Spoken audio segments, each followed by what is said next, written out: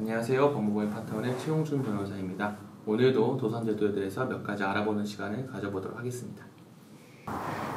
네, 변호사님 그럼 네. 입금이용권을 사용하면서 체크카드 사용도 가능할까요?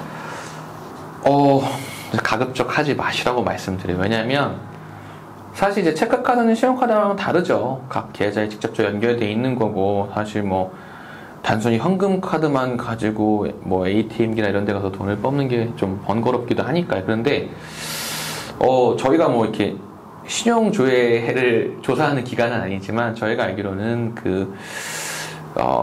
채무자분들께서 체크카드를 발급받는 경우에 그 카드 발급 이력이 신용조회할 경우 나오는 경우가 왕왕 있다고 합니다. 그래서 채권자들이 이 채무자가 카드를 발급한 사실이 있구나 하면, 알게 되면 그것을 역추적해가지고 이제 카드 사용 내역을 확보하고 거기에 따라서 계좌까지, 이 계좌가 어디에 있구나까지 파악할 수 있는 경우일 수도 있다고 합니다. 그렇기 때문에 저희는 가급적이면 제2금융권에 계좌를 만드셨다 하더라도 너무 안심하지 마시고 금지 명령을 받거나 혹은 개시 결정 받기 전까지는 체크카드 사용하시지 않기를 권해드리곤 있습니다. 네. 네, 변호사님 그럼 금지 명령이 기각나는 경우가 많은가요? 금지 명령 기각나는 경우가 많이 있죠. 이게 사실 금지 명령을 저도 당혹스러운 게, 제가 이전에도 몇 번 말씀드린 것 같은데 금지 명령은 무조건 난다고 생각하시는 분들이 많은데 그렇지 않아요. 네. 처음 신청해야도 금지 명령 좀 되게 좀 빡빡하게 내주는 법원도 있고요. 그런데 금지 명령이 기각나는 대표적인 사유를 한 3가지 꼽아보라면, 첫 번째는 재신청. 네.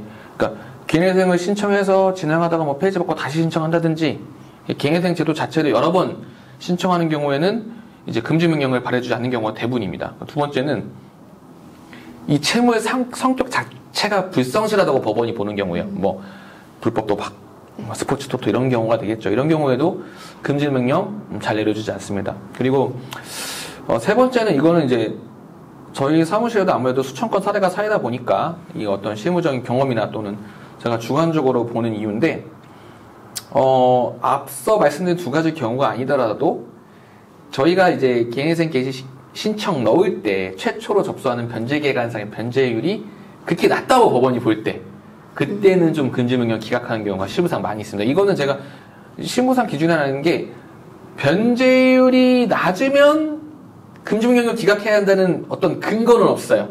어떤 법률상 근거가 있는 건 아닌데, 경향상이라고 해야 되나요? 어떤 실무상 변제율이 낮으면 좀 금지명령 잘 내려주지 않습니다. 이거는 저희 경험이니까 말씀드리는 부분이에요. 네. 그럼 금지 명령이 기각난다면 추심이나 압류의 위험에서 벗어날 수는 없을까요? 자, 이것도 네. 좀 오해를 안 해주셨으면 좋겠어요. 그러니까 이 금지 명령이라는 제도 자체가 개시 결정으로 인해서 받을 수 있는 효과를 미리 앞당겨 받는 효과에 불과한 거예요. 결국에는 저희가 신청하고 개시 결정 날 때까지 뭐 짧으면 한 달, 뭐 길면 3개월 정도 걸리는데, 그 기간 사이에 어떤 채권자로부터의 압류, 추심 또는 독촉 이런 거에 대해서 조금 좀 방어할 수 있는 수단을 법원에서 미리 제공하는 거거든요.